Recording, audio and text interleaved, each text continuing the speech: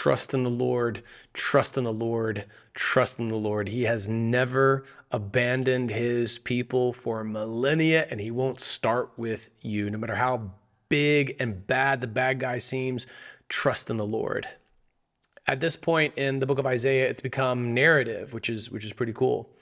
When we last tuned into the narrative, we had Joah and Eliakim and Shebna. Think of like King Hezekiah's cabinet. King Hezekiah is the king of Judah. That's God's nation at this point. It's what remains of what was once Israel, split into the southern kingdom is Judah. The northern kingdom has been conquered by Assyria. Hezekiah is the king. Isaiah is the prophet brought by God to speak wisdom to the kings of Judah. And now Hezekiah is the king. But things are looking pretty bleak. Assyria has been on an undefeated streak, and they've conquered all the fortified cities of Judah, and they're on this war path directly to Jerusalem. They've taken Lachish, and that's 30 miles away. So they send this emissary, and he comes claiming to even have been told by the Hebrew God to destroy the city of God. That's interesting. And now Joah and Eliakim and Shebna are going to have this public conversation with this guy, but they're going to tip their cards. They're going to let it be known that they're scared and that they don't trust in the faith of the men who are listening in from the wall. Assyrians spoke a language called Akkadian, and they couldn't really understand that language. But they were also able to speak somewhat of a lingua franca of the day, Aramaic. Aramaic was similar to Hebrew, and it was used in doing business around the region. But you had to be a little bit more educated to know it. And so the thinking was, these guys up on the wall, they don't speak Akkadian, but neither do we. They don't speak Aramaic, but we do. And so if we can get this guy who's threatening us to speak to us in Aramaic, then maybe it won't freak out every troop and send this like knee-buckling threat, spreading throughout the whole army, and maybe we'll stand, a fighting chance. So they're going to ask this guy to speak to them in Aramaic, and that's going to massively backfire because they've just indicated to him, we're terrified of you, and we don't want our army to know what you're saying to us right now. So here is Isaiah chapter 36, verse 11. Then Eliakim, Shebna, and Joah, remember that's like the cabinet of King Hezekiah, his men, said to the royal spokesman, please speak to your servants in Aramaic since we understand it. Don't speak to us in Hebrew within earshot of the people who are on the wall. But the royal spokesman replied, has my master sent me to speak these words to your master and you, and not the men who are sitting on the wall, who are destined with you to eat their own excrement and drink their own urine? Okay, that's incredibly gross. Let's talk about why. Sieging a city was blockading it off. You couldn't get fresh water in, you couldn't get food and supplies in, and so you'd be starved out. It was a brutal but effective tactic of warfare in the ancient world. And so by saying this, he's basically threatening, we're going to lay siege to the city, and you're going to have to resort to the consumption of your own excreta.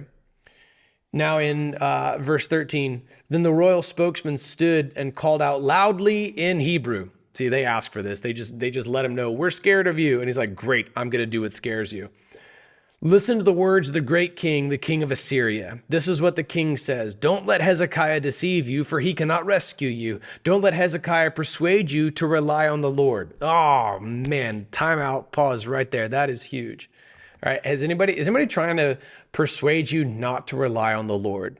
Does that not sound like what our culture does to Christians today? Can you relate to that? Seattle Christian, right? Is anybody else trying to dissuade you from relying on the Lord? Do you hear now the echoes of the Assyrian emissary? Don't let your own king persuade you to trust in the Lord. All right, now here's the remainder of verse 14. He mockingly says, the Lord will certainly rescue us. Okay, watch out for that. Watch out. If you're a skeptic and you're in the business of mocking God, watch out for that. This city will not be handed over to the king of Assyria. Okay, he's doing a mocking impression now of what he thinks King Hezekiah is saying. Don't listen to Hezekiah, for this is what the king of Assyria says. Make peace with me and surrender to me. Does that sound familiar? Do you see the parallels here between modern day Christians in Seattle and then those who are under siege in Judah by the Assyrians, who just seemed utterly indomitable? The call is not, it's not a peace that has to do with coexistence. It's a peace that comes under duress by way of threat of annihilation. By make peace with me, what he means is surrender to me. And by surrendering to me, what you're really doing is giving up, right? It's not you live over there and I'll live over here and this fence will separate us. No, it's make peace with me. And by that, I mean, if you don't, I'll kill you. Make peace with me and surrender to me. That's not peace. That's not what peace is. Don't fall for that. Judah and modern day Christian in Seattle, don't fall for that in the culture wars. Right? You remember how long it was like 5 minutes ago, they were asking just for tolerance. And now adoption agencies aren't allowed to function certain ways, and medical professionals are required to administer medication to somebody who's claiming to be a man, even though he isn't. Okay. Like it's not actually peace. It's enslavement. That's what they actually are asking for. Then every one of you may eat from his own vine and his own fig tree. Okay, fans of Hamilton will suddenly see how the founding fathers may not have been perfectly accurate. What they were quoting from was, if this is the reference that the Lin-Manuel Miranda was drawing from, it was actually coming from the mocking diatribe of an Assyrian emissary.